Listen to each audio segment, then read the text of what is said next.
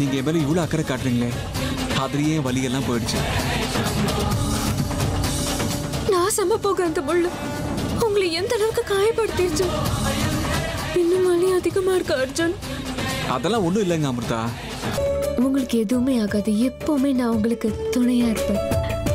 அப்பா, என்னோட மனசுல இருந்த கவலை இப்ப பாதிக்கு பாதி குறைஞ்சு போச்சு. மொத்தத்துல என் காரியம் ஆகுற வரைக்கும் உன்கிட்ட நல்லவனா இருந்தாதான் என் காரியம் நடக்கும். அது மட்டும் நல்லா புரிஞ்சு போச்சு. எனக்கும் நல்லா நடிக்க தெரியும்பா. கருணா, கருணா ஏன் இப்படி அமைதியா நிக்கிற? சரிப்பா, நீங்க சொன்னதெல்லாம் புரிஞ்சுது, நல்லா புரிஞ்சுது. ஐயோ, என்ன அர்ஜுன் என்ன பண்றீங்க? விடுங்க. முடியாதுங்க. இது எந்த பிராண்ட் சீக்கா பொடின்னு தெரியற வரைக்கும் நான் உங்களை விடவே மாட்டேன்.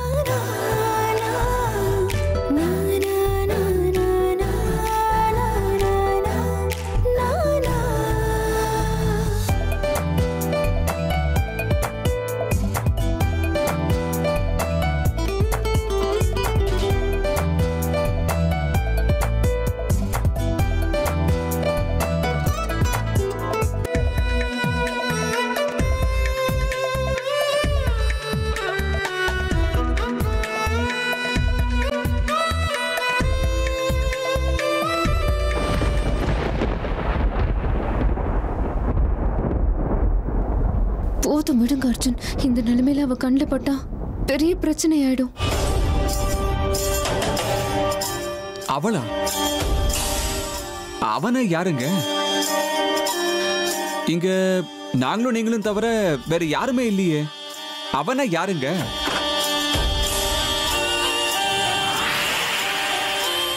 சொல்லுங்க, அவனை யாரு?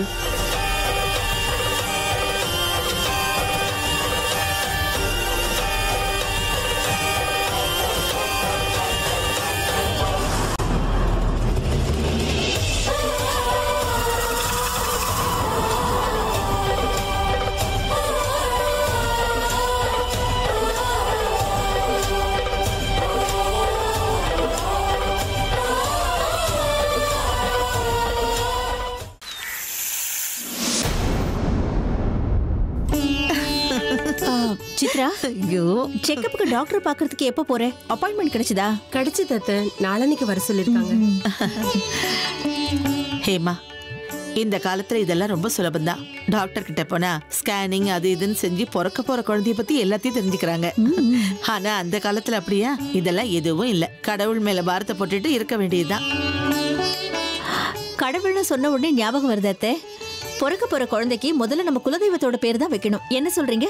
ஆமா ஹேமா, குலதெய்வத்தோட பேரு தான் வைக்கணும். அதே மாதிரி பெரியவங்க பேரும் வைக்கணும். அதுதான் முறை. அது சரி, சித்ராவோட குழந்தைக்கு என்ன பேர் வைக்கிறதுன்னு யோசிச்சிருக்க? பாட்டி, பெண் குழந்தை பிறந்தா பிரணத்தின்னு பேர் வைக்கலாம். ஆண் குழந்தை பிறந்தா ஆதித்யான்னு பேர் வைக்கலான்னு நான் ஆசைப்படுறேன்.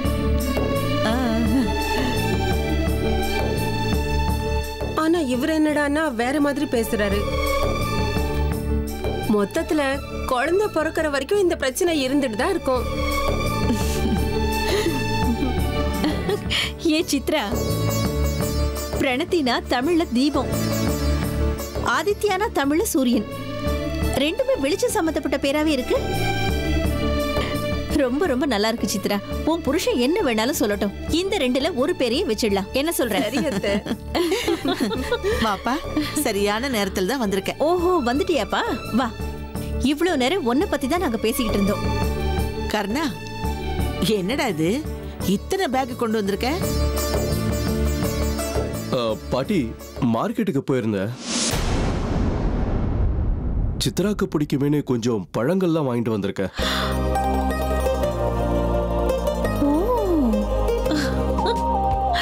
என்னது? நீ ஏன் மார்க்கெட் வரைக்கும் போய் சித்ராவுக்கு பிடிச்ச பழங்கள்லாம் நீயே வாங்கிட்டு வந்தியா? என்னால இதையெல்லாம் நம்பவே முடியலையே. என்னம்மா, இந்த மாதிரி நேரத்துல சித்ராவோட ஆரோக்கியத்தை நான் தானம்மா நல்லா பாத்துக்கணும். அதான் வாங்கிட்டு வந்த. பாத்தியா ஹேமா, இது தெரியாம என் பேரனை நீ எவ்வளவு குறை சொன்ன? அவனுக்கு அவன் பொண்டாட்டி மேலேயும் அவங்க குழந்தை மேலேயும் எவ்வளவு அக்கறை இருக்கு தெரியுமா?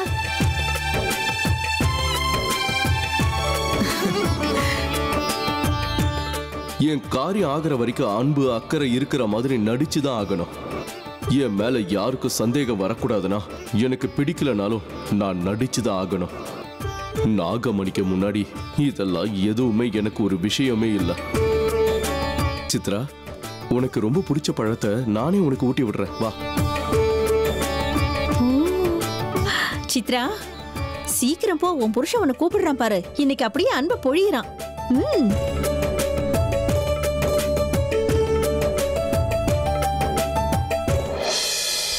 யாருன்னு சொல்லுங்க. இப்ப என்ன, நீங்க யாருன்னு சொல்ல போறீங்களா இல்லையா? பதில் சொல்லுங்க. அது அவன்னு சொல்லல அர்ஜுன், அவங்கன்னு சொல்ல போய் வாய் தவறி அவன்னு சொல்லிட்டேன். அவங்கன்னா யாரு? வீட்ல இருக்கிறவங்க அர்ஜுன். வீட்ல உள்ளவங்களா? அதுக்குதான் இவ்வளவு பெரிய பில்டப் கொடுத்தீங்களா? வீட்ல உள்ளவங்களை பத்தி கவலைப்படாதீங்க.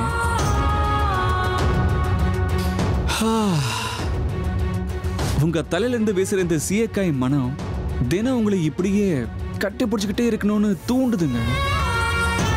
உங்களுக்கு என்ன கட்டுப்பிடிக்கிறதுக்கு ஒரு காரணம் வேணும்.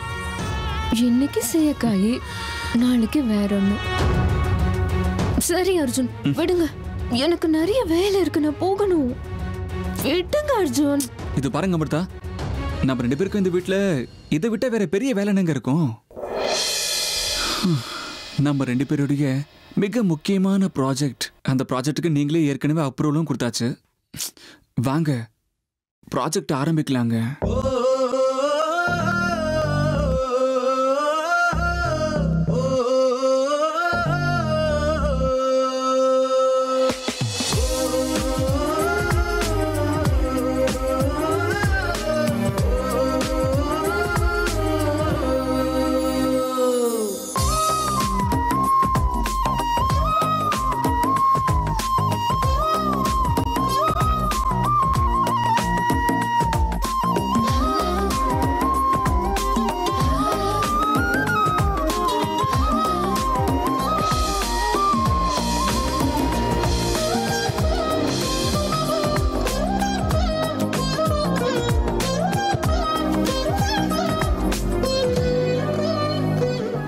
பாட்டி புரோகிதர்,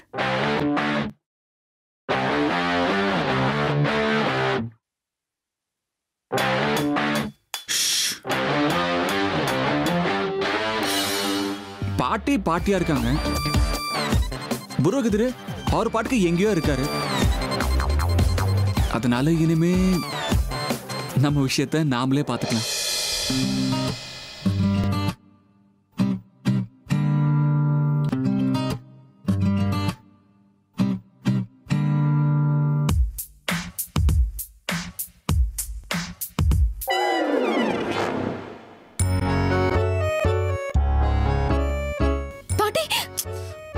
சும்மா இருங்க, எப்ப பார்த்தாலும் பாட்டி பாட்டி பாட்டின்னு சொல்லிக்கிட்டு. அவங்கெல்லாம் ஒரு பாட்டியா? ஏங்க, பேரனுடைய வேதனையும் கஷ்டத்தையும் கொஞ்சம் கூட புரிஞ்சுக்காதவங்க ஒரு பாட்டியா? கல்யாணமே 1 வருஷம் ஆக போகுது. நம்ம பேரன் வாழ்க்கையில என்ன நடக்குது, என்னெல்லாம் நடக்கல, இதெல்லாம் கொஞ்சமா தெரிஞ்சுக்க வேண்டாம்? சாந்தி முகூர்த்தத்துக்கு முகூர்த்தம் குறிங்கன்னு சொல்லி எத்தனை நாள் ஆச்சு? எத்தனை நாள் ஆச்சு? ஒரு சின்ன அப்டேட் கூட இல்ல. தேவையில்லாம இப்ப அவங்கள பத்தி பேசாதீங்க. வாங்க.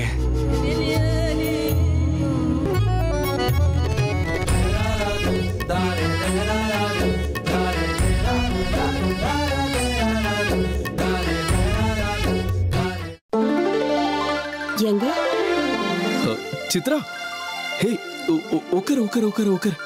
ஏன் நின்னுட்டு இருக்க? அப்படிதான். நிஜமாவே எனக்கு ரொம்ப சந்தோஷமா இருக்குங்க. உண்மையிலேயே நீங்க தான் எனக்கு இதெல்லாம் வாங்கிட்டு வந்தீங்கன்னு நினைச்சா ஆச்சரியமா இருக்கு. சித்ரா, ஏன் இப்படிலாம் பேசுற? இதெல்லாம் என்னோட கடமை தானே. நான் என்ன வெளியால 3வது மனுஷனா? என்னோட செல்ல பொண்டாட்டிக்கு நான் தானே இதெல்லாம் வாங்கிட்டு வந்து கொடுக்கணும்.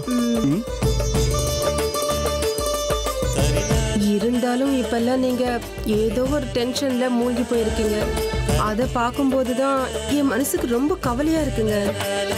ஆனா இப்போ உங்களை இந்த மாதிரி பார்க்கும்போது எனக்கு ரொம்ப சந்தோஷமா இருக்குங்க. பிறக்கிற குழந்தை நம்ம 2 பேரோட வாழ்க்கையில இதை விட அதிகமான சந்தோஷத்தை கொடுக்க போகுது பாருங்க. கரெக்டா சொன்ன சித்ரா. பெரியவங்க தான் சொல்லியிருக்காங்களே, வீடு முழுக்க குழந்தைங்க இருந்தா சந்தோஷம்னு. இந்த சந்தோஷம் நம்ம வாழ்க்கையில வந்திருக்குங்கிறது அதை விட பெரிய சந்தோஷம். இதெல்லாம் நடக்கணும்னா நான் கொண்டு வந்திருக்க பழத்தை எல்லாத்தையும் கடகடன்னு சாப்பிடணும். அப்பதான் பிறக்க போற குழந்தை ஒன்ன மாதிரி கொழு கொழுன்னு கியூட்டா பிறக்கும். அதுக்காக தான் இந்த இது எல்லாத்தையும் சாப்பிடணும். வாங்கிக்கோ சித்ரா, எல்லாத்தையும் சாப்பிடு. சரி, நான் ஃப்ரெஷ் அப் ஆயிட்டு வந்து இதெல்லாம் சாப்பிடுறேன். சரியா? ஓகே.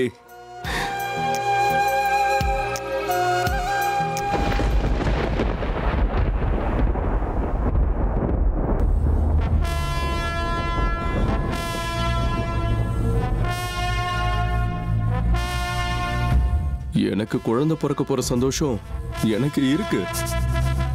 ஆனா அதை விட பெரிய சந்தோஷம் நாகமணி அடையறதுல இருக்கு. அது வரைக்கும் இந்த நாடகம் எல்லாம் அவசியம்தான். குடும்பத்துக்காக நடக்கும், நிச்சயமா நடக்கும். நாகமணி என் கையில கிடைக்கக்கூடிய சந்தோஷமும் கூடிய சீக்கிரத்துல கிடைக்கும்.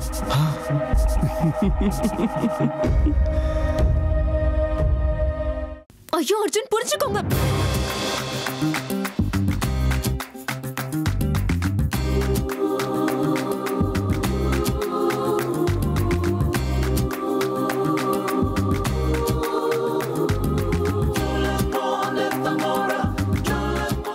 எங்க அமிர்தா, நம்ம வீட்டுல உள்ள அத்தனை பேரும் சுத்த வேஸ்ட்டுங்க. அவங்களுக்கெல்லாம் பசங்களுக்கு என்ன வேணும் என்ன வேண்டான்னு எதுவுமே தெரியாது. நீங்களும் அவங்கள மாதிரி வேஸ்டா இருக்காதீங்க. நம்ம 2 பேரும் பேரண்ட்ஸ் ஆனதுக்கு அப்புறம் நம்ம பசங்க நம்ம கிட்ட சொல்லாமையே அவங்களுக்கு என்ன வேணும் என்ன வேண்டான்னு நாம புரிஞ்சுக்கணும். சரியா? இங்க பாருங்க, இப்பதுக்கு தேவையில்லாம அதெல்லாம் பேசிக்கிட்டு பாருங்க அமிர்தா, இப்படி ஒரு வாய்ப்பு கிடைக்கிறதே பெரிய அபூர்வம். இத நம்ம கரெக்டா பயன்படுத்திக்கலாமே. மத்தவங்களை பத்தி எல்லாம் தூக்கி எறிஞ்சிருங்க. எப்படி எப்படி எப்படி இந்த வீட்ல இருக்கிற எல்லாரும் சுத்த வேஸ்டா உங்களுக்கு?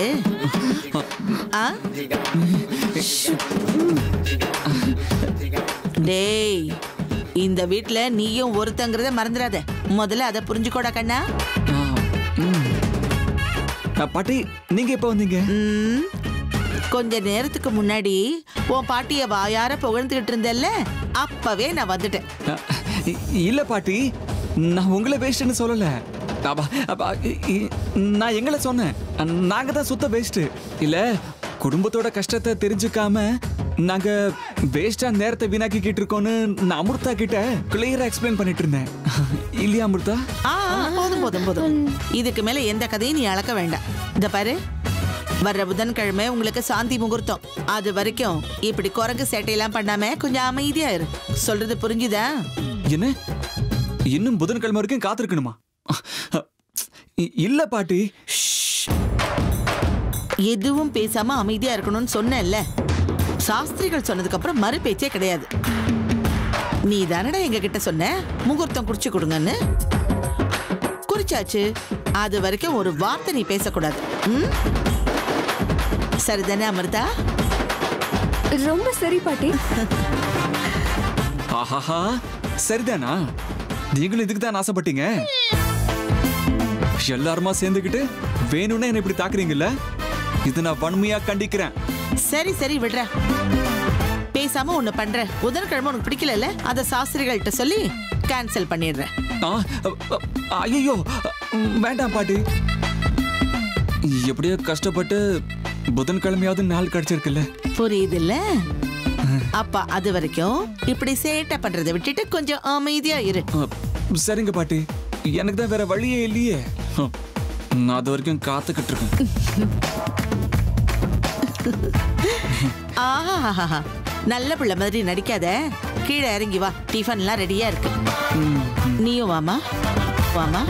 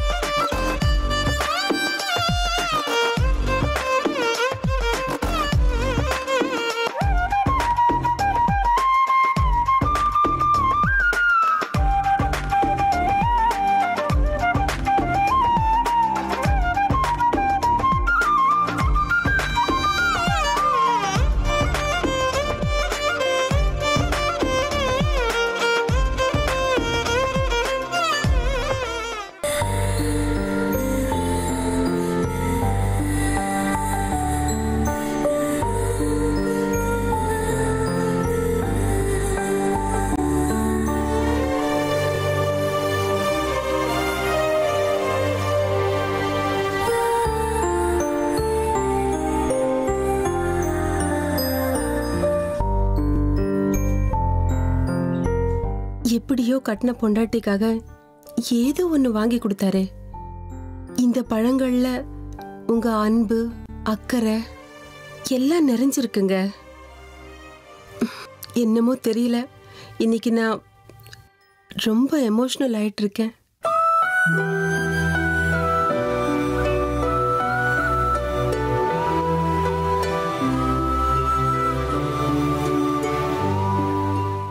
சித்ரா, என்னம்மா அப்படியே அங்கேயே உட்காந்துட்ட? இது வரைக்கும் பழத்தையே பார்க்காத மாதிரி அதையே பார்த்துட்டு இருக்கேன். ஒன்றும் இல்லை அத்தை, இன்னைக்கு உங்க புள்ள எனக்காக ஆசையா பழம் எல்லாம் வாங்கி கொடுத்தாருல, அதனால தான் நானும் கொஞ்சம் எமோஷனல் ஆயிட்டேன், அவ்வளோதான். இந்த மாதிரி நேரத்துல இப்படி உணர்ச்சி வசப்படுறதெல்லாம் சகஜம்தான். மத்தியானம் உனக்கு என்ன சாப்பாடு வேணுங்கிறத எனக்கு இப்பவே சொல்லிடுவா. முதல்ல அங்கேருந்து எந்திரிச்சு வாமா, சமையல் கட்டுக்கு வா, மனசு சரியாயிடும். இங்க வந்து உட்காந்து என்னென்ன வேணும்னு சொல்லு, சேர்ந்து சமையல் பண்ணோம்னா மனசெல்லாம் சரியாயிடும். வா. இதோ வந்துட்டேன் அத்தை. வா.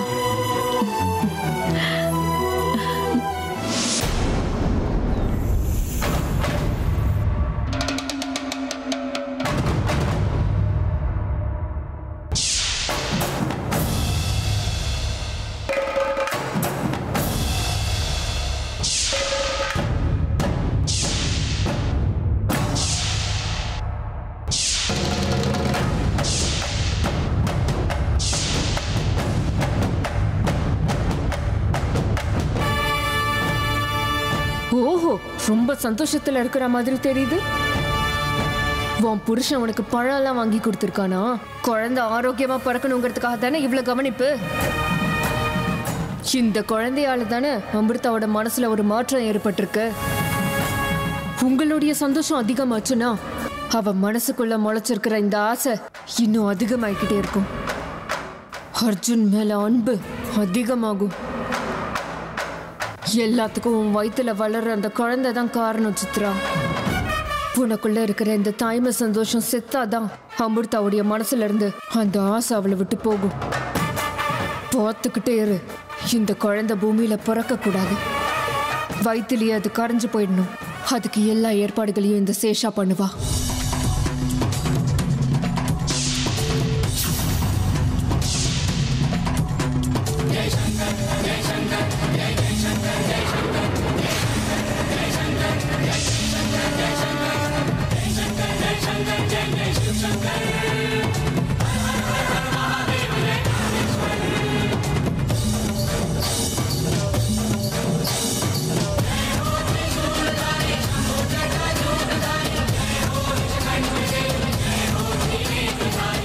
உன் புருஷன் உனக்காக ஆசாசியா வாங்கிட்டு வந்த பழம் தானே அது?